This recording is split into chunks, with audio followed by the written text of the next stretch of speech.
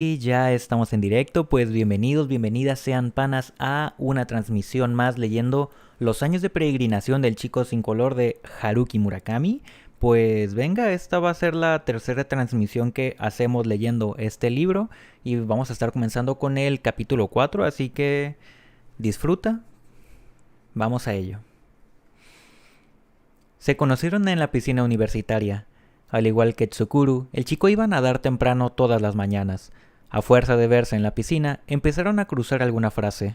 Al terminar de nadar, después de cambiarse en los vestuarios, a veces tomaban juntos un almuerzo ligero en la cafetería. El chico iba 2 cursos por debajo de Tsukuru y estaba matriculado en la Facultad de Física. Aún perteneciendo a la misma universidad tecnológica, los estudiantes de la Facultad de Física y los de la Facultad de Ingeniería Civil parecían pertenecer a dos razas distintas. ¿Qué narices haces en la Facultad de Ingeniería Civil?, le preguntó el chico a Tsukuru. Estudio para construir estaciones. ¿Estaciones? Estaciones de tren, climáticas. Son estaciones de tren. ¿Y por qué? Pues porque el mundo las necesita, respondió Tsukuru como si fuera obvio. ¡Qué interesante!, dijo él con aire de efectivamente parecerle interesante. Hasta ahora nunca había pensado en la importancia de las estaciones de ferrocarril. Pues me imagino que tú también las utilizas. Si no las hubiera, a ver cómo ibas a subir al tren. Claro que las uso, no podría vivir sin ellas. Pero la verdad, nunca había imaginado que existiera gente que se muriera de ganas de construir estaciones. En el mundo hay gente que compone cuartetos para cuerda y gente que cultiva lechugas y tomates. Hará falta también alguien que construya estaciones, ¿no? Y en mi casa tampoco es que me muera de ganas de construirlas. Simplemente es un tema muy específico que me interesa. Oye, perdona que te lo diga, pero encontrar un tema de interés específico en la vida ya me parece suficiente logro. Tsukuro, creyendo que le estaba tomando el pelo, se quedó mirando su agraciado rostro, pero parecía que lo decía en serio. Su expresión era honesta, sin un atisbo de malas intenciones. Por lo que veo, Tsukuru, te gusta hacer cosas como indica tu nombre. Sí, siempre me ha gustado crear cosas, darles forma, reconoció Tsukuru. Pues a mí me pasa todo lo contrario. No sé por qué, pero que yo recuerde, siempre se me ha dado mal eso de crear cosas. Ya en primaria era incapaz de hacer cualquier manualidad sencilla, y no hablemos de montar una maqueta. Prefiero pensar en cosas abstractas. Cuando me pongo a pensar, nunca me canso, pero soy incapaz de dar forma a algo con las manos. En cambio me apasiona cocinar, y si lo piensas bien, la comida va perdiendo su forma original mientras uno la prepara. Te parecerá extraño que alguien a quien se le da mal construir cosas se matricule en una universidad tecnológica, ¿no? ¿Y en qué te quieres especializar tú? El estudiante permaneció un rato callado, pensativo. No lo sé, contestó al fin. Al contrario que tú, yo no tengo muy claro lo que quiero hacer. Solo sé que haga lo que haga, me gustaría poder reflexionar profundamente sobre las cosas. Seguir pensando de forma pura, con toda libertad, solo eso. Aunque en el fondo, reflexionar de forma pura quizás sea como crear un vacío. Supongo que en este mundo también hacen falta personas que creen vacíos. El estudiante se echó a reír. Si todos los que cultivan lechugas o tomates en el mundo se dedicaran a crear vacíos, se armaría un buen lío. La reflexión es como la barba, ¿no crees hasta que alcanza cierta madurez? Creo que lo dijo alguien, comentó Tsukuru. No recuerdo quién. Fue Voltaire, apuntó el estudiante más joven, y mientras se frotaba la barbilla con la palma de la mano, esbozó una sonrisa cándida y jovial. Pero la frase no me parece muy acertada. Fíjate, yo apenas tengo barba y en cambio me gusta pensar. Me gustaba ya de pequeño. En efecto, su rostro era terso, sin el menor asomo de vello, sus cejas eran finas y sus orejas bien definidas, como dos hermosas conchas. A lo mejor Voltaire se refería más bien a la introspección y no a la reflexión, apuntó Tsukuru. El otro inclinó ligeramente la cabeza dubitativo. Es el dolor lo que genera la introspección, no la edad, y mucho menos la barba. Se llamaba Fumiaki Haida. Tan pronto como oyó su nombre, Tsukuru pensó, Aida, he aquí otra persona con color. Mr. Grey, aunque sin duda, el gris era un color muy discreto.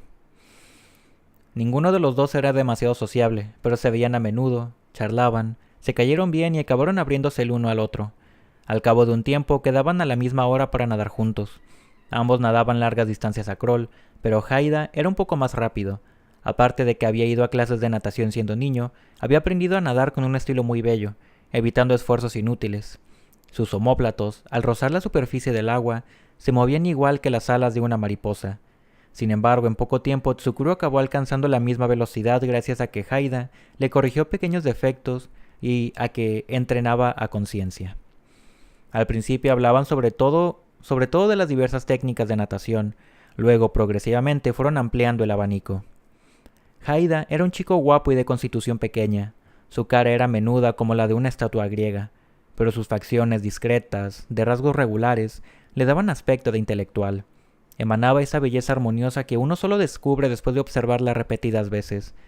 No era un chico que llamara la atención a la primera. Llevaba el pelo corto y ligeramente rizado, y siempre vestía pantalones chinos y camisas de tonos suaves, pero por sencillas y corrientes que fuesen las prendas, le sentaban bien. Lo que más le gustaba era leer, pero no leía los mismos libros que Tsukuru. Haida prefería la filosofía y los clásicos. También le gustaba el teatro, y le apasionaban las tragedias griegas y las obras de Shakespeare. Además, había bastante de teatro Ño y bunraku. Había nacido en la prefectura de Akita. Era de tez blanca y tenía los dedos largos. No aguantaba bien el alcohol, igual que Tsukuru, y podía distinguir entre la música de Mendelssohn y la de Schumann, algo de lo que Tsukuru era incapaz. Era sumamente tímido y cuando coincidía en algún lugar con más de tres personas, prefería que lo trataran como si no existiese. En la nuca tenía una vieja cicatriz de unos 4 centímetros de largo, como si tiempo atrás lo hubieran herido con un cuchillo, que imprimía una nota extraña a su apacible aspecto. Haida había llegado de Akita aquella misma primavera. Vivía en una residencia de estudiantes cerca del campus, pero todavía no había hecho ningún amigo. Cuando los dos se dieron cuenta de que congeniaban, empezaron a pasar bastante tiempo juntos, y poco después, Haida acudía a menudo al piso de Tsukuru, un apartamento con un dormitorio. ¿Cómo puedes vivir en un piso como ese siendo estudiante?, preguntó admirado Haida por primera vez que fue allí. Mi padre es dueño de una inmobiliaria en Nagoya, y tiene también varias propiedades en Tokio, le dijo Tsukuru. Se dio la casualidad de que este apartamento estaba vacío y me dejó quedarme. Antes de mí aquí vivía mi hermana, la mediana. Al graduarse ella, entré a vivir yo. El piso está a nombre de la empresa. Oh, ¿son una familia rica? No sé qué decirte. Francamente no tengo ni idea de si de verdad somos ricos o no. Yo creo que a menos que reúnen en una sala a su contable, a su abogado y a su asesor financiero, tampoco mi padre debe de saberlo. Pero en esos momentos, que yo sepa, no pasamos estrecheces. Por eso vivo aquí, y me considero un afortunado. Pero a ti no te interesa el negocio inmobiliario, ¿no? Exacto. Esa clase de negocios requiere mover un montón de capital de un lado para otro. Siempre hay que estar moviendo algo. Yo no valgo para tanto trajín. Mi padre y yo tenemos temperamentos muy diferentes. Aunque sé que no ganaré tanto dinero como él, prefiero dedicarme a construir estaciones. Un interés muy específico, dijo Haida y sonrió. Tsukuru Tasaki nunca se mudó de aquel apartamento situado en el barrio de Hiyugaoka. Siguió viviendo en él incluso después de licenciarse y entrar a trabajar en una empresa ferroviaria cuya sede estaba en el barrio de Shinjuku. Cuando él ya había cumplido 30 años, su padre falleció y el apartamento pasó a ser de su propiedad. Al parecer, el padre siempre había tenido la idea de dejárselo en herencia y sin que él lo supiera, había puesto las escrituras a su nombre. El marido de su hermana mayor tomó las riendas de la empresa paterna. En cuanto a Tsukuru, ese siguió trabajando en el diseño de estaciones en Tokio, al margen de los negocios familiares. Como de costumbre, apenas se iba a Nagoya. Si volvió a casa para salir al funeral de su padre. Entonces pensó que probablemente sus antiguos amigos se habrían enterado de la muerte de su padre e irían a darle el pésame. Si acudían, se preguntó, ¿cómo debería dirigirse a ellos? Sin embargo, no apareció ninguno de los 4. Tsukuru sintió alivio y al mismo tiempo cierta tristeza. Una vez más, se dio cuenta de que aquello había terminado. Definitivamente. Las cosas nunca volverían a ser como antes. En aquel entonces los 5 habían alcanzado la treintena. No era una edad en que uno sueña en uniones armónicas y sin perturbaciones. En cierta ocasión, Tsukuru había leído en una revista o un periódico que, según ciertas estadísticas, aproximadamente la mitad de la población mundial no está satisfecha con su nombre. Él pertenecía a la mitad afortunada. Al menos no recordaba haberse sentido a disgusto con el nombre que le habían puesto. Por otro lado, era incapaz de imaginarse a sí mismo con un nombre diferente, o qué clase de vida podría haber llevado con otro nombre. Su nombre se escribía con un ideograma, no obstante, salvo en los documentos oficiales, Tsukuru siempre lo escribía con sílabas, y sus amigos creían que esa era la forma original de escribirlo. Su madre y sus dos hermanas, para abreviar, siempre cariñosamente lo llamaban Saku o Saku-chan. Había sido su padre quien le había puesto ese nombre. Por lo visto, mucho antes de que él naciera, ya había decidido ponerle a su primer hijo varón el nombre de Tsukuru, y Tsukuru nunca había sabido por qué. Lo cierto era que su padre había llevado una vida ajena a cualquier acto de implicarse crear o construir cosas. Tal vez en algún momento hubiera tenido una especie de revelación y un relámpago invisible acompañado de un trueno sordo hubiese grabado en su cerebro la palabra Tsukuru. Pero su padre nunca le contó nada acerca del origen del nombre, ni a Tsukuru ni a nadie. A lo que, según parece, su padre sí le había dado muchas vueltas a hacer el ideograma con el que debía escribirse Tsukuru. Los dos ideogramas, entre los que dudaba, aunque se leían de la misma manera, presentaban un aspecto muy diferente. Su madre prefería el ideograma que sugería un matiz de creatividad artística, pero tras varios días de reflexión, su padre escogió el más sobrio y común. Después del funeral, su madre le habló de la conversación que había tenido con su difunto marido a propósito de su nombre. Tu padre dijo que el otro ideograma quizá habría supuesto un lastre en tu vida, que el ideograma que eligió, aun pronunciándose igual, era más llevadero. El caso es que se tomó muy a pecho tu nombre. Supongo que porque era su primer hijo varón. Que Tsukuru recordara, la relación con su padre nunca había sido particularmente buena o estrecha. Con todo, no podía estar más de acuerdo en lo que a su opinión sobre el nombre se refería. Sin duda, el ideograma finalmente elegido era el más apropiado, dado que la creatividad artística era una cualidad de la que prácticamente carecía. Sin embargo, Tsukuru ignoraba si gracias a ello se había librado de un lastre en su vida. Es posible que efectivamente, en cierta medida, un hombre modifique el modo en que uno carga con su vida. Pero, ¿podía un hombre modificar el peso de esa carga? En cualquier caso, así fue como se convirtió en esa persona llamada Tsukuru Tasaki. Antes de eso no era nada, simplemente un caos primigenio sin nombre, un pedazo de carne rosada que no alcanzaba los 3 kilos, que a duras penas respiraba y que berreaba en la oscuridad. Primero le dieron un nombre, después surgió la conciencia y la memoria, y a continuación se formó el ego. El nombre fue el punto de partida de todo. Su padre se llamaba Toshio Tasaki, un nombre idóneo para él, ya que, como el primer ideograma de Toshio indicaba, había cosechado pingües beneficios en los negocios. Había pasado de no tener apenas dinero a abrirse paso brillantemente en el sector inmobiliario. Se había subido al carro del crecimiento económico, había obtenido un éxito admirable y había muerto a los 74 años debido a un cáncer de pulmón. Pero eso había sido ya al final. Cuando Tsukuru conoció a Haida, su padre todavía estaba en forma, pese a que fumaba 50 cigarrillos sin filtro al día y se dedicaba a la enérgica y agresiva compraventa de viviendas de lujo en un área urbana. La burbuja inmobiliaria ya había estallado, pero el hombre había previsto ese riesgo y no sufrió mayores daños, puesto que había encaminado el negocio hacia una vía que le permitía dispersar y asegurar los beneficios. Tampoco le habían descubierto todavía aquella funesta sombra en los pulmones. Mi padre es profesor de filosofía en una universidad pública de Akita, dijo Haida. A él también le gusta el pensamiento abstracto. Siempre escucha música clásica y anda enfrascado en la lectura de libros que nadie lee. Lo suyo no es hacer dinero, y la mayor parte de lo que gana se lo gasta en libros y discos. Apenas piensa en el hogar o en los ahorros. Siempre tiene la cabeza en otra parte, lejos de la realidad. Si pude venir a Tokio fue porque conseguí entrar en una universidad no muy cara, y la residencia no me cuesta demasiado. Supongo que los que se gradúan en física ganan más que los que han estudiado filosofía, ¿no? Preguntó Tsukuru. No te creas. Económicamente hablando estaremos más o menos a la par. Por supuesto, si te conceden el premio Nobel, entonces la cosa cambia, dijo Haida y esbozó la misma sonrisa encantadora de siempre. Haida no tenía hermanos. Desde pequeño había tenido pocos amigos y le gustaban los perros y la música.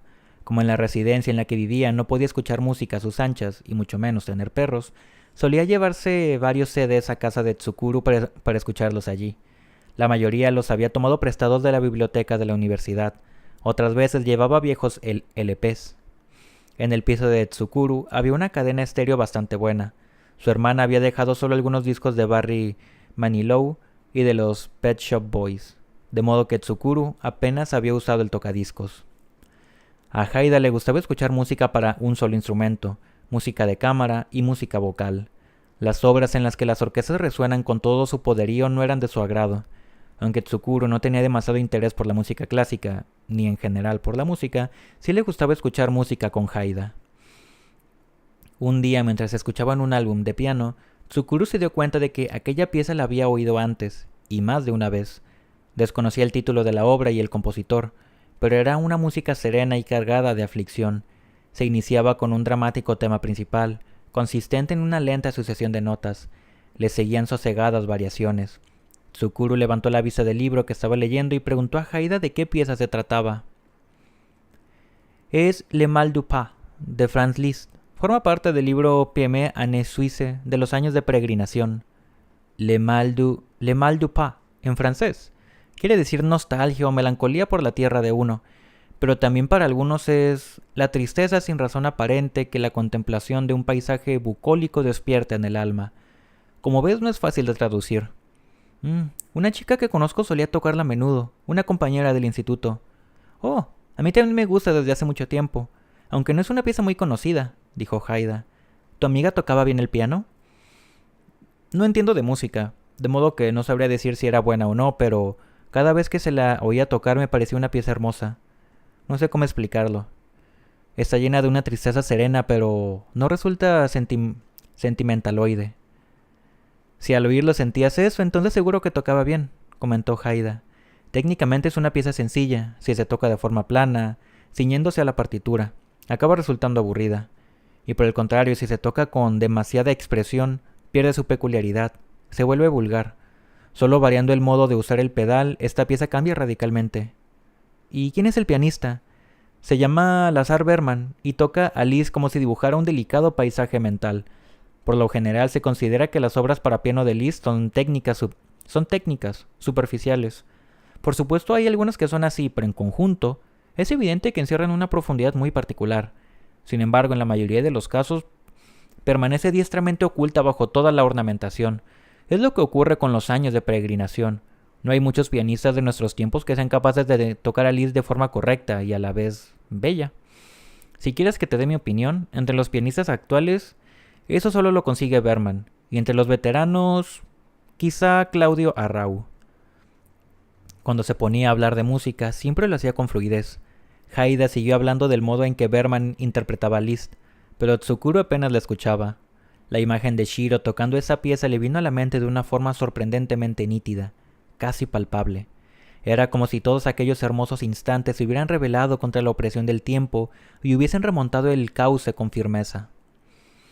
El piano de cola Yamaha en la sala de estar de la casa de Shiro, un piano siempre bien afinado, lo cual hablaba de la escrupulosidad de Shiro. Su superficie pulida, sin una sola mancha, ni siquiera una huella. La luz vespertina que entraba por la ventana, la sombra de los cipreses del jardín, las cortinas de encaje mecidas por el viento, la tetera sobre la mesa, su cabello negro, bien recogido por detrás, y la mirada seria, concentrada en la partitura. Sus 10 largos y bellos dedos deslizándose sobre el teclado, los pies, precisos al pisar los pedales, dotados de una fuerza que uno nunca habría sospechado en la Shiro de cada día, y sus pantorrillas, blancas y suaves como piezas de cerámica vidriada. Cuando le pedían que tocase algo, solía interpretar aquella pieza, Le Mal du Pas. La tristeza, sin razón aparente que la contemplación de un paisaje bucólico despierta en el alma. Nostalgia, melancolía. Prestó atención a la música con los párpados entornados y sintió una opresión desgarradora en lo más hondo del pecho. Parecía que, sin darse cuenta, hubiera tragado un pequeño fragmento de nube sólida. La pieza terminó y dio paso a la siguiente, pero Tsukuru permanecía en silencio, dejando que el paisaje que se perfilaba calase en su corazón. De vez en cuando Haida dirigía la mirada hacia el rostro de Tsukuru. «Si quieres, quédate con los discos. Total, en la habitación de la residencia no puedo escucharlos», dijo Haida mientras guardaba el disco en su funda.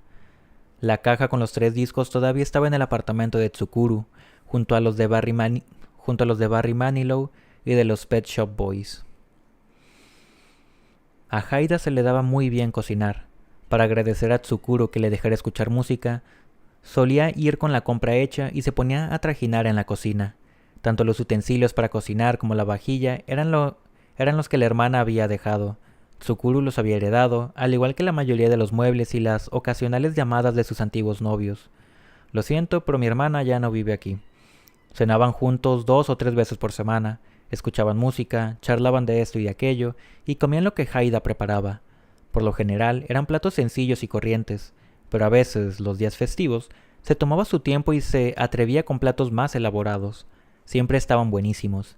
Haida debía de tener un talento innato para la cocina. Preparaba con traza cualquier cosa, una tortilla francesa, sopa de miso, salsa bechamel o arroz. Es una pena que estés estudiando física. Deberías abrir un restaurante, le decía Tsukuru medio en broma. Haida se reía. No sería mala idea, pero no me gusta estar atado a un lugar. Prefiero vivir con total libertad para ir a donde quiera, cuando quiera, y pensar todo cuanto quiera.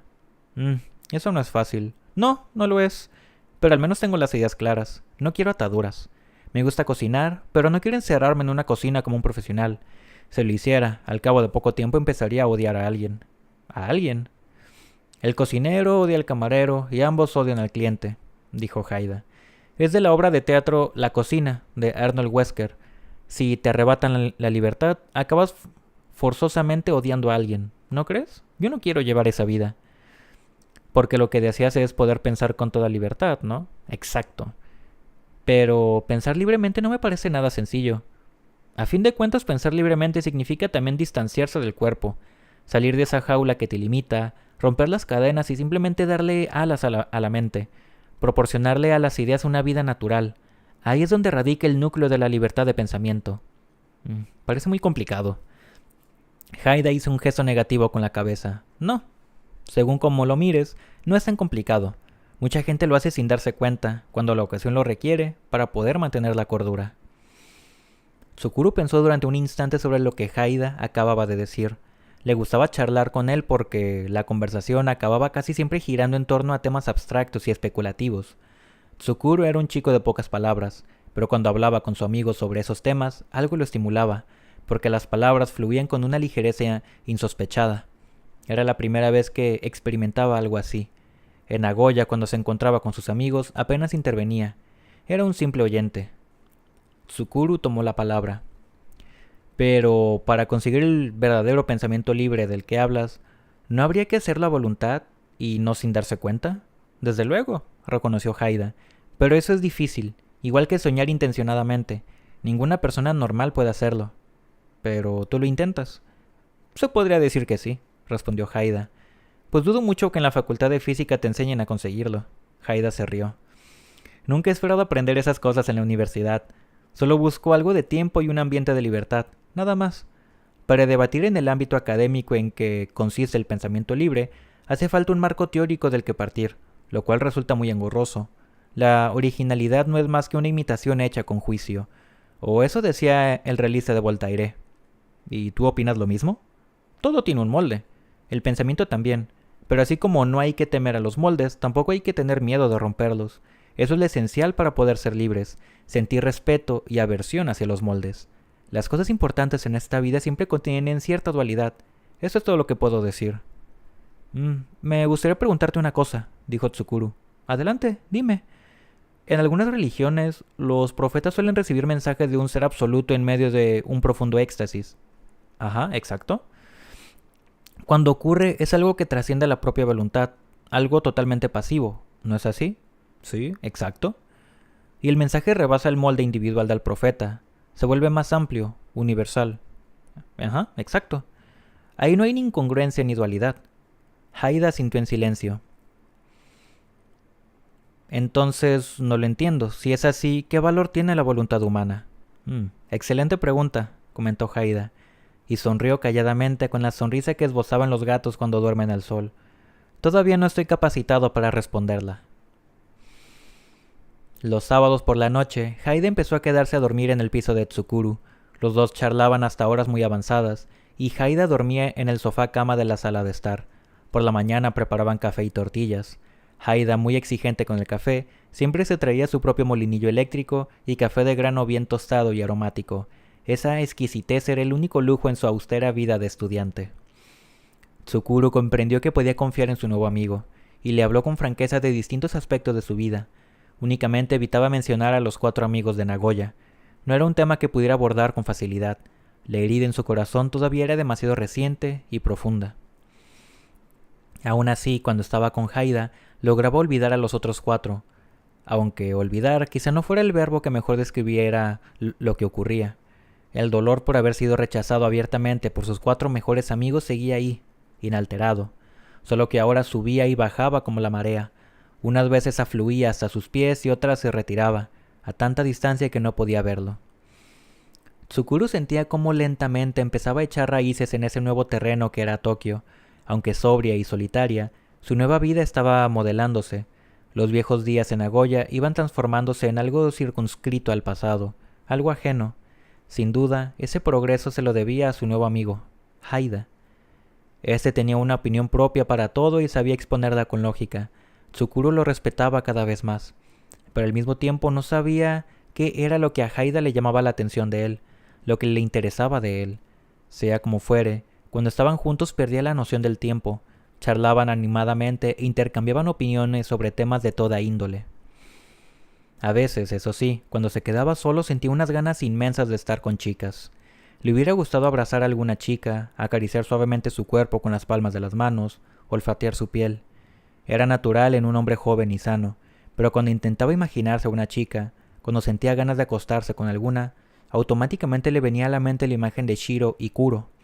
Las dos siempre visitaban su imaginación juntas, y eso le sumía en una sensación deprimente, casi angustiosa. ¿Por qué ellas a estas alturas? Me repudiaron sin reservas. Me dijeron que no querían volver a verme, que ni siquiera querían hablar conmigo. ¿Por qué no desaparecen de mi mente? Tsukuru Tasaki había cumplido 20 años, pero todavía no había abrazado el cuerpo de ninguna mujer.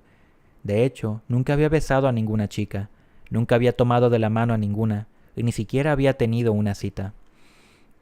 A menudo pensaba que quizá en el fondo arrastraba algún problema. Tal vez algún obstáculo entorpecía el curso natural de su vida, de sus pensamientos. Tsukuru era incapaz de distinguir si ese obstáculo había surgido a raíz del rechazo de sus amigos o si era algo que desde siempre había formado parte de él. Un sábado por la noche, mientras charlaban, surgió el tema de la muerte, sobre qué significa que la gente tenga que morir, sobre qué significa que uno deba vivir sabiendo que tarde o temprano morirá. Hablaron en términos generales, en absoluto íntimos. A Tsukuru le hubiera gustado confesarle a Haida lo cerca que había estado de la muerte unos meses antes, hablarle de la gran transformación que esa experiencia había causado en su cuerpo. Hubiera querido describirle el enigmático paisaje que había contemplado, pero sabía que, en cuanto empezara a hablar, tendría que explicarle de principio a fin todo aquello que lo había conducido a esa situación. Así que, como tiempo atrás, Tsukuru desempeñó el papel de oyente y Haida el de orador. Cuando ya había dado las 11 de la noche, los temas de conversación se habían agotado y el silencio reinó en el apartamento. Cualquier otro día habrían dado por concluida la conversación y cada uno se habría preparado para acostarse. Los dos tenían la costumbre de levantarse temprano, pero Haida seguía sentado con las piernas cruzadas sobre el sofá, inmerso en sus pensamientos. Y entonces, en un tono vacilante, desacostumbrado en él, le dijo: «Sé una curiosa historia relacionada con la muerte. Me la contaba mi padre. Me decía que le había ocurrido a él poco después de cumplir los 20 años, justo cuando tenía nuestra edad. Se la escuché tantas veces que me la aprendí de memoria. Es tan extraña que cuesta creer que a alguien haya podido sucederle eso. Pero mi padre no es de los que van por ahí soltando mentiras. Y tampoco lo veo capaz de habérselo inventado. Además, seguro que te habrás fijado en que cuando uno se inventa una historia, cada vez que la cuenta los detalles van cambiando, exagera unas partes, olvida cómo había contado otras. Pero la historia que me contaba mi padre era siempre idéntica, de cabo a rabo, así que me imagino que la viví en carne propia. Yo me la creo porque soy su hijo y lo conozco bien.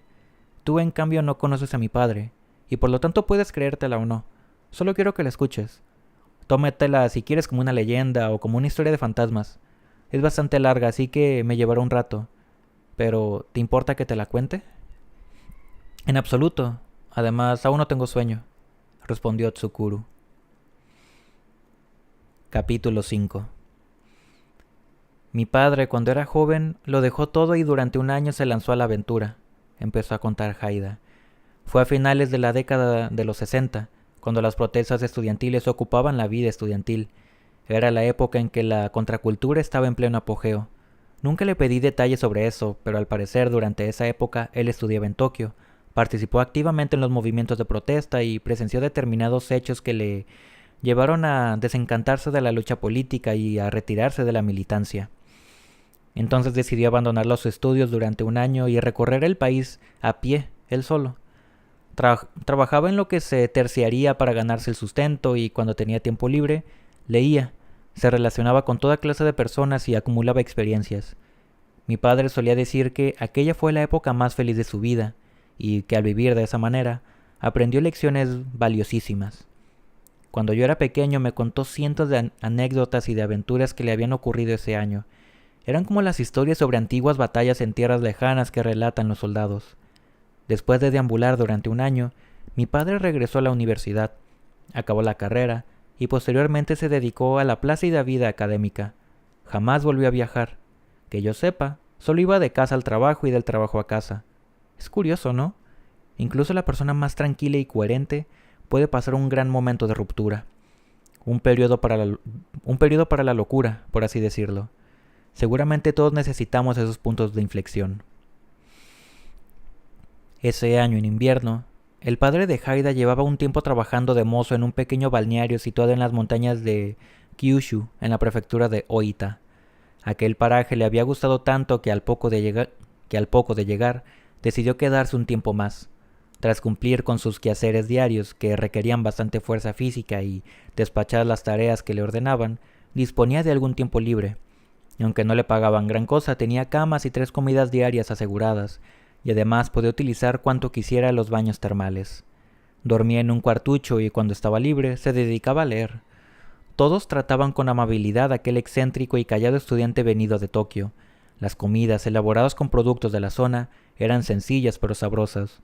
Y sobre todo, aquel era un lugar agreste, alejado del mundo, hasta el punto de que no podían ver la televisión debido a que no llegaba la señal, y recibían la prensa con un día de retraso. La parada de autobús más cercana se encontraba a 3 kilómetros, al pie de la montaña, y el único vehículo con el que podía ir y volver por aquella carretera en pésimo estado era un jeep destartalado que pertenecía a la pensión del balneario. El tendido eléctrico era muy reciente. Delante de la pensión discurría un bello arroyo donde se pescaban abundantes peces de brillantes colores y carne prieta. Bandadas de pájaros de canto agudo sobrevolaban a todas horas el arroyo rozando la superficie del agua, y no era raro ver en las cercanías jabalíes y monos. La montaña era muy rica en plantas silvestres comestibles. Así, en aquel rincón perdido y aislado, el joven Haida se entregó a la lectura y la meditación. Lo que ocurriera en el mundo, por variopinto y llamativo que fuera, le traía sin cuidado.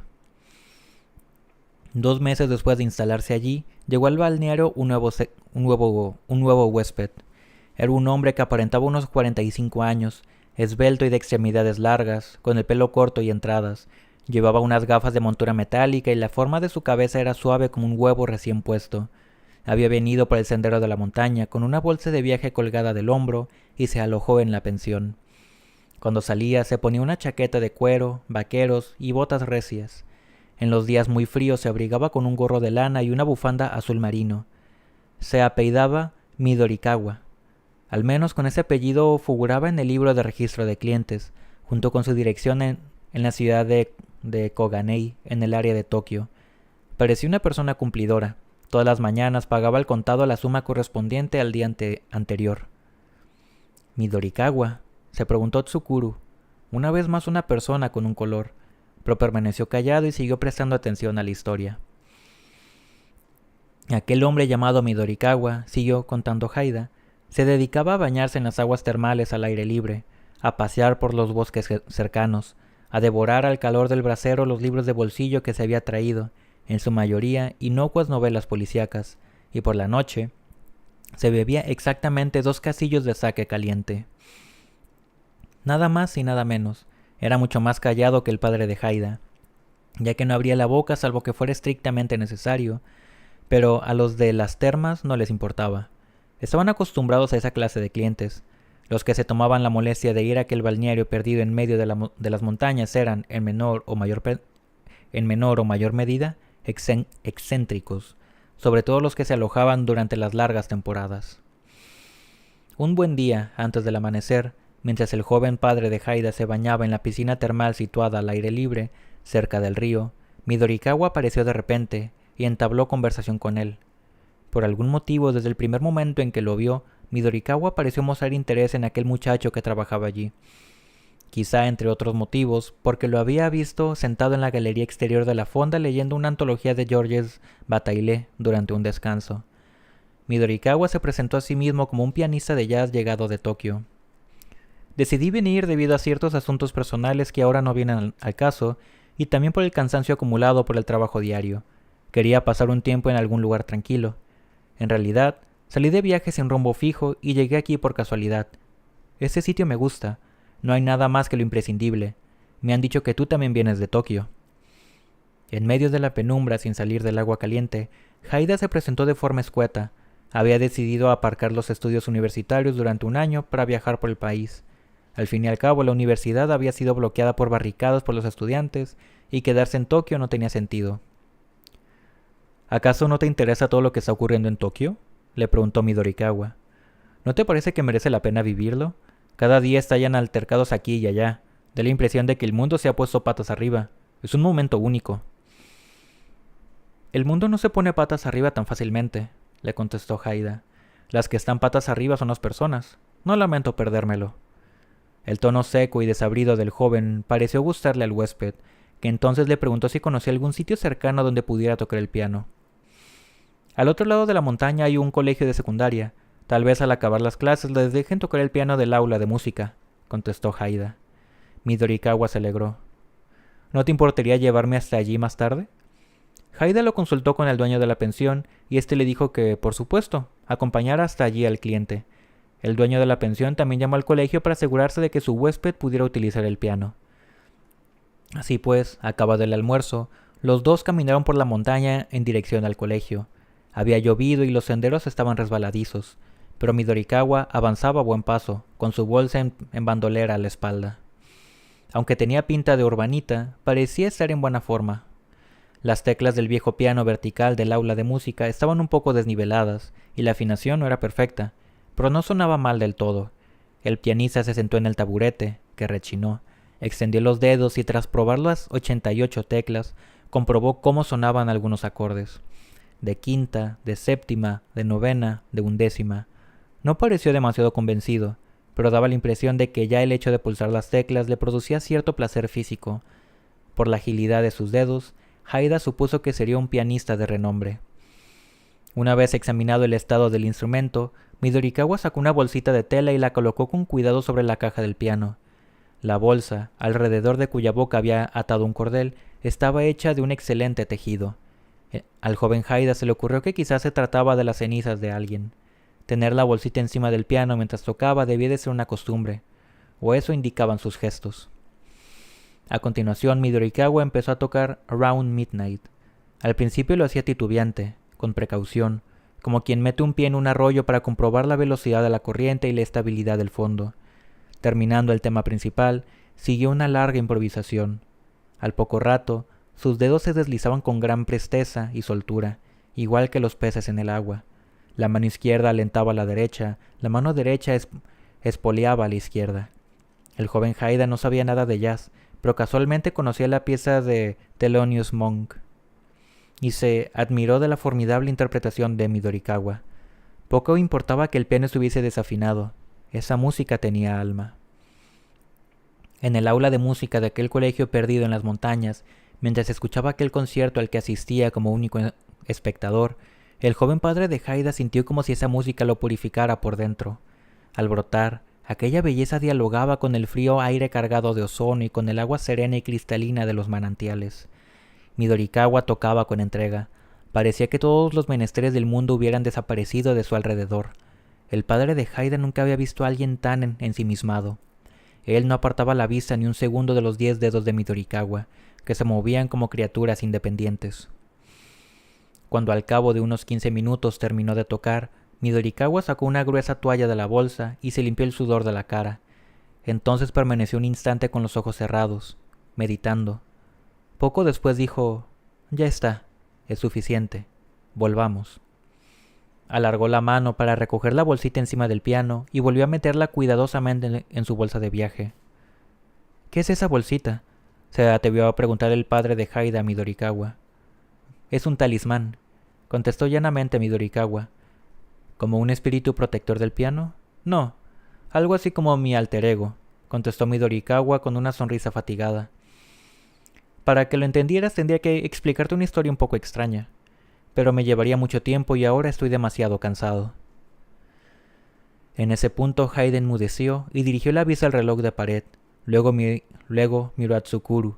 Por supuesto, Tsukuru tenía delante a Haida, el hijo, pero la edad era casi la misma, y dentro de su mente ambas figuras, la del padre y la del hijo, se mezclaban con suma naturalidad.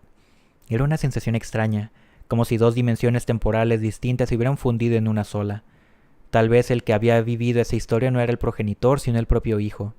Quizás se valía de la figura del padre para narrar su propia experiencia. Esa fantasía lo invadió de súbito. «Se ha hecho muy tarde. Si quieres dormir, podemos dejar la historia para otro momento». «No, tú no te preocupes que aún no tengo sueño», dijo Tsukuru. Lo cierto era que estaba completamente desvelado. Se moría de curiosidad por saber cómo terminaba la historia. «De acuerdo, entonces seguiré. Tampoco yo tengo sueño todavía», dijo Haida. Aquella fue la primera y última vez que Midorikawa tocó el piano delante de Haida. Tras interpretar durante 15 minutos Round Midnight en la sala de música del colegio, fue como si hubiera perdido todo interés por el piano. El joven Haida solía preguntarle: «¿No toca más el piano?», pero él callaba y negaba con la cabeza. Haida se dio por vencido. Midorikawa ya no tenía intención de tocar más. Sin embargo, le habría gustado volver a escucharle. Midorikawa tenía verdadero talento, no cabía duda. Su música, poderosa, conmovía al oyente física, corporalmente. Si uno le escuchaba concentrado, experimentaba la inconfundible sensación de trasladarse a otro lugar, y no todo el mundo podía provocar ese estado en el oyente. El joven padre de Haida ignoraba qué significaba para el propio Midorikawa poseer aquel extraordinario don. Sería una dicha o un lastre, una gracia o una maldición, o quizá todo eso a la vez. En cualquier caso, Midorikawa no daba la impresión de ser demasiado feliz. La expresión de su rostro oscilaba entre la melancolía y la apatía.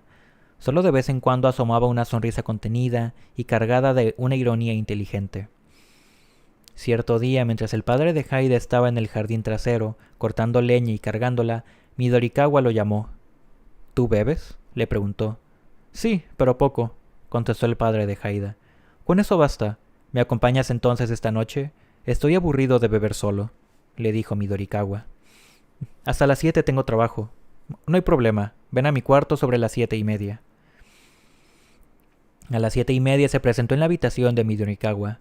La cena y el sake caliente para los dos ya estaban preparados. Bebieron y comieron sentados frente a frente. Midorikawa, que dejó su plato a medias, se dedicó a beber sake, del que iba sirviéndose. Apenas hablaba sobre sí mismo. No hacía más que preguntarle a Haida por su tierra natal, Akita, y por su vida de estudiante en Tokio. Cuando se enteró de que estudiaba filosofía, le hizo algunas preguntas sobre esta materia, sobre la cosmovisión hegeliana, sobre las obras de Platón. Por sus comentarios, el padre de Haida se dio cuenta de que Midorikawa había leído a conciencia las obras de esos pensadores. Por lo visto, no solo leía novelas policíacas. «¿Así que crees en la lógica?», le dijo Midorikawa. «Sí, en general, creo y confío en ella. A fin de cuentas, la disciplina que estudio se funda en la lógica», respondió el joven Haida. «¿Y lo que no tiene lógica, eso no te atrae?». «Me atraiga o no, no suelo rechazarlo de buenas a primeras, pero no creo ciegamente en la lógica. En mi opinión es fundamental buscar los puntos de contacto entre lo que es lógico y lo que no lo es. Tú, por ejemplo, ¿crees en el demonio?». «¿El demonio? ¿Se refiere al demonio con cuernos y rabo?». «Sí, aunque no sé si en realidad tiene cuernos y rabo». «Como metáfora del mal, sí puedo creer en él». «¿Y en el demonio como encarnación de esa metáfora del mal?». «Hasta que no lo vea con mis propios ojos no puedo decir nada», dijo Haida. Es posible que si lo ves entonces ya sea demasiado tarde. Eso ya es una hipótesis. Si vamos a seguir hablando en términos hipotéticos, necesitamos centrarnos en ejemplos, casos concretos y claros, igual que los puentes necesitan vigas. Cuando se avanza en un razonamiento, las hipótesis se vuelven cada vez más frágiles y por lo tanto, las conclusiones a las que se llega son poco fiables. ¿Casos concretos, dices?, prosiguió Midorikawa. Tomó un trago de sake y frunció el ceño. A veces los casos concretos, tan pronto como te surgen, te obligan a retomar a un punto en el que tienes que preguntarte si los aceptas o no, si crees en ellos o no. No hay término medio. Tienes que dar entonces, por así decirlo, un salto mental, y ahí no hay lógica que valga. Pues sí, efectivamente, tal vez haya casos que parezcan más allá de toda lógica. La lógica no es como un manual que uno pueda utilizar en su provecho, pero probablemente sí sea posible aplicar la lógica a posteriori. A veces ese a posteriori es demasiado tarde. Que sea demasiado tarde o no, eso ya es otra historia. Midorikawa sonrió. Tienes razón, es otra historia. No tengo nada que objetar. ¿Acaso usted alguna vez en su vida ha tenido que aceptar algo o creer en algo que le haya obligado a dar un salto más allá de la lógica? No, respondió Midorikawa. Creer, no creo en nada. No creo en lo lógico ni en lo ilógico. No creo en dioses ni en demonios. En ese sentido no abuso ni prolongo hipótesis, y tampoco doy saltos. Solo acepto en silencio las cosas como vienen dadas. Ese es mi principal problema, que no consigo alzar un muro que separe el objetivo de lo subjetivo. Pero tiene usted talento para la música. ¿Tú crees? Es evidente que su música tiene el poder de conmover a la gente. Me he dado cuenta, aunque apenas sé nada sobre jazz. Midorikawa meneó la cabeza, turbado. Sí, en ocasiones el talento es divertido. Es vistoso, llama la atención, y si tienes suerte, incluso ganas dinero con él. También atrae a las mujeres. En fin. Supongo que es mejor tenerlo que carecer de él. Pero el talento, querido Haida, solo puede desplegarse cuando uno está concentrado. Y si algo no funciona bien en tu mente o en tu cuerpo, sí, pongamos por caso, se te afloja algún tornillo o se te estropea alguna conexión, dijo con una sonrisa, entonces la concentración, y por lo tanto el talento, se esfuma como el rocío en la madrugada. Por ejemplo, si te duele una muela o tienes molestias en tu espalda, no puedes tocar bien el piano. En serio, sé de lo que hablo. A mí me ha ocurrido más de una vez. Solo por culpa de una muela cariada o de un dolor de espalda, toda la sonoridad y grandiosidad de una obra pueden quedar reducidas a nada. Así de frágil es el cuerpo. Es algo tremendamente complejo que a menudo se estropea por la nimiedad. Y una vez que se estropea, es difícil arreglarlo. Una muela cariada o un dolor de espalda quizás se curen, pero otras muchas cosas no tienen remedio. Así pues, ¿qué sentido tiene poseer un talento que depende de factores impredecibles y por tanto poco fiables? Es verdad, y a veces incluso se pierde. Pocas personas logran conservar su talento hasta el final de su vida. No obstante, los frutos de ese talento provocan a veces grandes cambios de mentalidad, fenómenos extraordinarios que trascienden al individuo para volverse universales. Midorikawa reflexionó y luego tomó la palabra. Mozart y Schubert murieron jóvenes, pero su música vivirá eternamente. ¿Te refieres a eso? Sí, por ejemplo. Esa clase de talento es excepcional, muy raro. En la mayoría de los casos quien lo posee debe pagar por él un precio muy alto, que consiste en sacrificar su vida y abrazar una muerte prematura. Es como un pacto en el que uno entrega la vida propia. Lo que desconozco es si la otra parte de ese pacto es un dios o un demonio. Tras suspirar, Midorikawa guardó silencio, para después añadir. Por cierto, aunque no tenga nada que ver con eso, te confesaré que se acerca mi hora. Apenas me queda un mes de vida.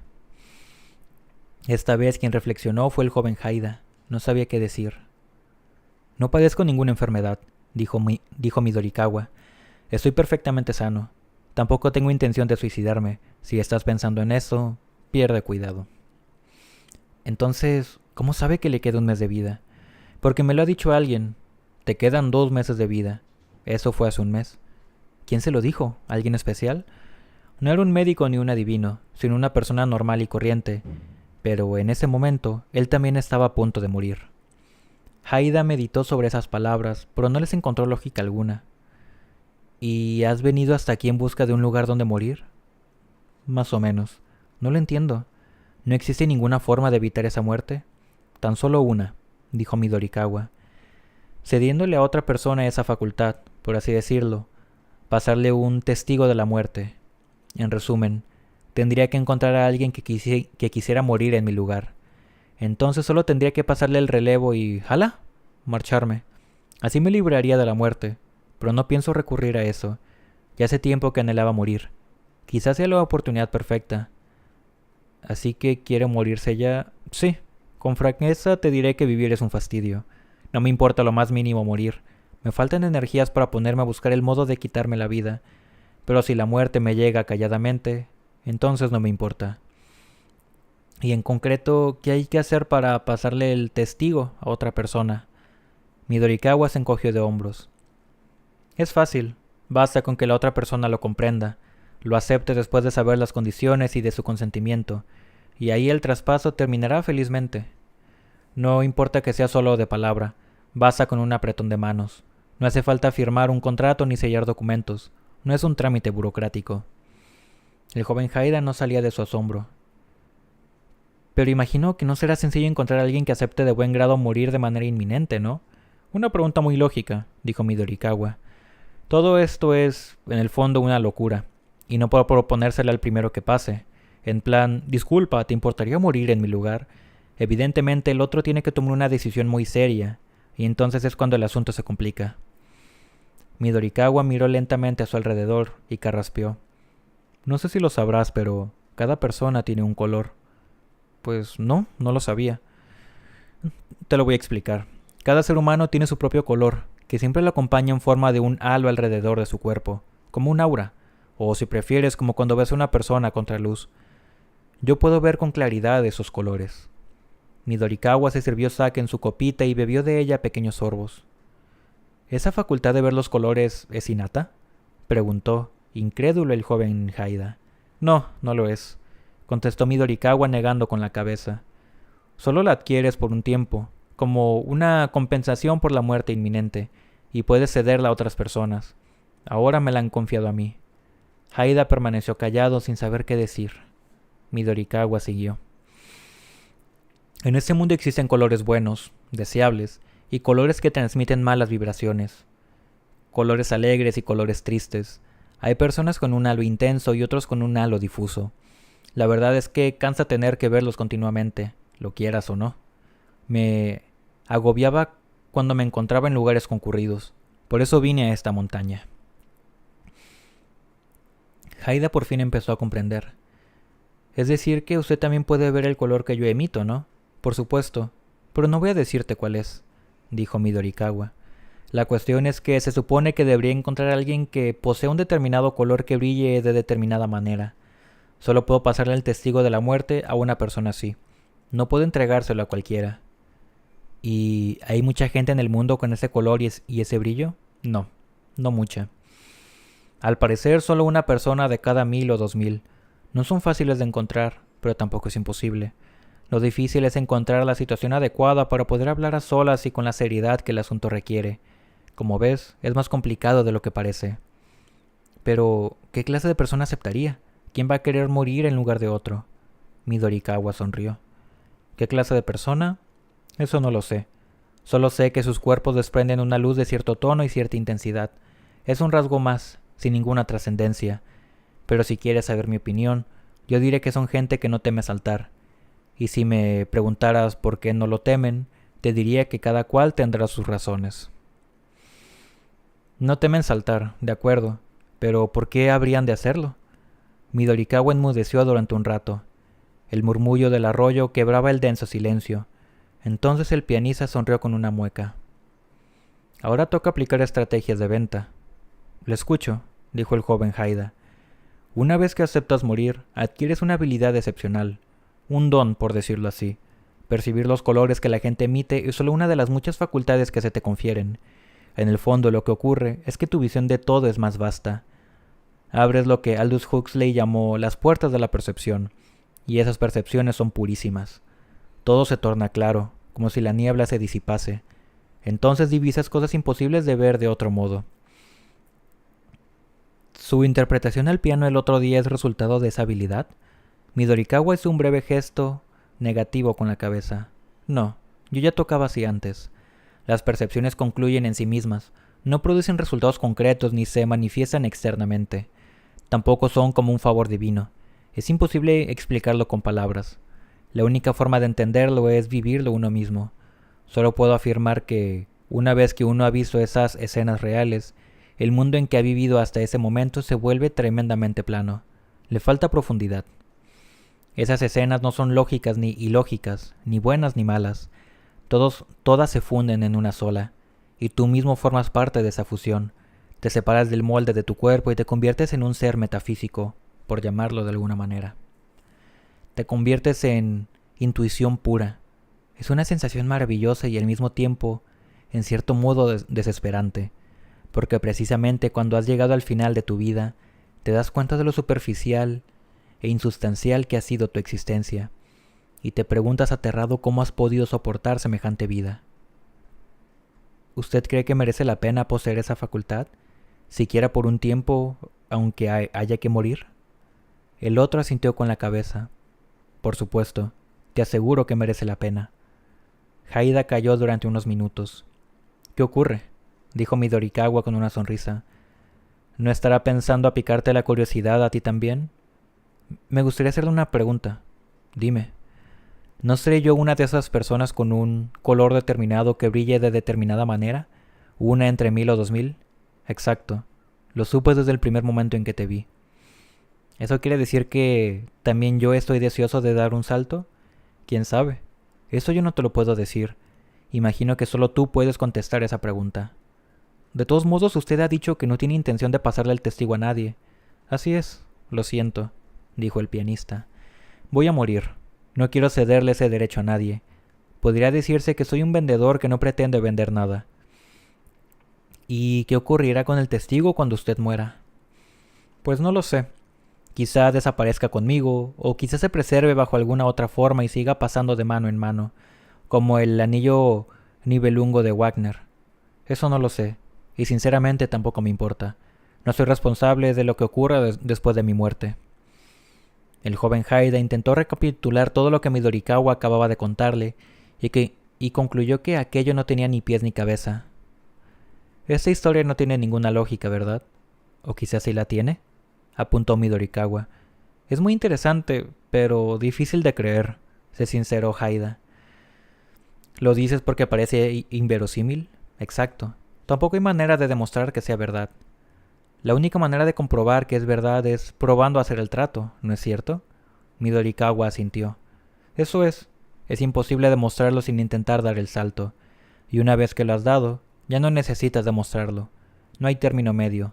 Una de dos. O saltas o no saltas. ¿A usted no le da miedo morir? Al acto de morir en sí, no le tengo miedo. No bromeo. En mi vida me he visto morir a mucha chusma. Si ellos pudieron, yo no voy a hacer menos. ¿Y qué pasa con los que hay después de la muerte? El otro mundo, la vida de ultratumba. ¿Te refieres a eso? Haida asintió. He decidido no darle vueltas a esas cosas, dijo Midorikawa mientras se pasaba la palma de la mano por la barba. No merece la pena pensar en algo que, por mucho que uno se esfuerce, nunca conseguirá saber, y si uno llega a saberlo, no tendrá modo de comprobarlo. Pensar en eso, en definitiva, no es más que prolongar peligrosamente una hipótesis, como tú comentabas antes. El joven Haida respiró hondo. ¿Por qué me cuenta todo esto? Nunca lo he hablado con nadie, ni tenía intención de hacerlo, dijo Midorikawa y apuró su sake de un trago. Pretendía desaparecer solo, en silencio, pero cuando te vi pensé que merecía la pena contártelo. Al margen de que lo crea o no. El pianista, con mirada somnolienta, bostezó brevemente y contestó. A mí no me importa que me creas o no, porque tarde o temprano creerás en lo que te he contado. Un día tú también morirás, y cuando se acerque ese momento, que ignoro cuándo será, en qué circunstancias te encontrarás, entonces recordarás esta historia. Aceptarás todo lo que acabo de decirte y comprenderás la lógica que esconde. Una verdadera lógica. Yo solo he esparcido la simiente. En el exterior parecía que llovía de nuevo. Debía de caer una lluvia fina y silenciosa que el rumor de arroyo impedía oír. Se sabía que llovía por los casi imperceptibles cambios en el aire que rozaba la piel de ambos. Al cabo de un rato, Haida empezó a encontrar sumamente extraño. imposible como si fuera contra las leyes de la naturaleza, el hecho de hallarse en aquel angosto cuarto frente a Midorikawa. Sentí una especie de mareo. Tuve la impresión de que en aquel aire estancado flotaba un tenue olor a muerte, el olor que desprende la carne cuando va pudriéndose lentamente. Pero debía de ser una ilusión. Nadie había muerto todavía. Entonces Midorikawa se dirigió a él en tono sosegado. Supongo que pronto regresarás a tu vida de universitario en Tokio. Te reintegrarás a la vida real. Aprovéchala al máximo. Por muy superficial y monótona que sea la vida que te espera, merece la pena vivirla, te lo aseguro. Olvídate de mis ironías y paradojas. Simplemente a mí, eso que merece tanto la pena me resultó una carga. No fui capaz de soportarla. Quizá no nací para ello. Por eso espero en silencio a que llegue la hora, refugiado en un lugar tranquilo y oscuro, igual que un gato moribundo. Con todo no me quejo, pero tú, no. Tú debes sobrellevarla. Utiliza el hilo de la lógica para coser a tu cuerpo, lo mejor que puedas, aquello que merece la pena vivir. Ahí se termina la historia, anunció Haida hijo. 2 días después de esa conversación por la mañana, Midorikawa dejó la fonda mientras mi padre estaba haciendo unos recados. Al parecer descendió a pie los 3 kilómetros que había hasta la parada de autobús con la bolsa cargada al hombro, igual que había llegado. Nadie supo a dónde se dirigía. El día anterior había pagado lo que debía y se marchó sin decir nada. Dejó la pila de novelas policíacas que había leído aquellos días, pero ningún mensaje para mi padre. Este regresó poco después a Tokio. Volvió a asistir a clase y se concentró en sus estudios. No sé si el encuentro con ese personaje, Midorikawa, puso el punto final al largo periodo errante de mi padre, pero por el modo en que lo contaba daba la impresión de que influyó decisivamente en él. Haida cambió de postura sobre el sofá y se masajeó los tobillos con sus largos dedos. Una vez en Tokio, por más que buscó, no encontró ningún pianista de jazz llamado Midorikawa. Quizá utilizaba un nombre artístico, así que al final no supo si realmente falleció al cabo de un mes. «Pero tu padre está sano y salvo, ¿no?», preguntó Tsukuru. Haida asintió con la cabeza. «Sí, y todavía tiene mucha cuerda». ¿Se creyó tu padre la extraña historia que le contó Midorikawa? ¿O pensó que le había tomado el pelo con un cuento bien hilvanado? La verdad es que no lo sé. La considerara o no una historia inventada, mi padre se la tragó sin más, igual que las serpientes se engullen enteras, sin masticar, a las presas que atrapan para luego digerirlas durante horas. Haida suspiró como dando por finalizada la historia. Así que me ha entrado sueño. Es hora de dormir. Era casi la 1 de la madrugada. Tsukuru se retiró a su habitación y Haida preparó el sofá para dormir y apagó la luz. Mientras se ponía el pijama y se metía en la cama, a Tsukuru le pareció oír el murmullo de un arroyo, pero se dijo que debía de ser imaginaciones suyas. Estaba en Tokio. Al rato cayó en un profundo sopor. Esa noche ocurrieron cosas extrañas. Pero bueno, habiendo leído 1 hora y 2 capítulos, yo creo que lo vamos a dejar hasta aquí el día de hoy. Si llegaste aquí hasta el final, te quiero dar las gracias por acompañarme en una lectura más. Y no te olvides de darle like, de suscribirte para que no te pierdas las siguientes narraciones. Y obviamente a compartirlo para que podamos ser más personas escuchando estas suaves historias. Pero por sobre todo y como siempre la invitación a que consumas la obra original para poder apoyar a su autor. Pero sin más por el momento, nos estaremos viendo en otro directo. Adiós.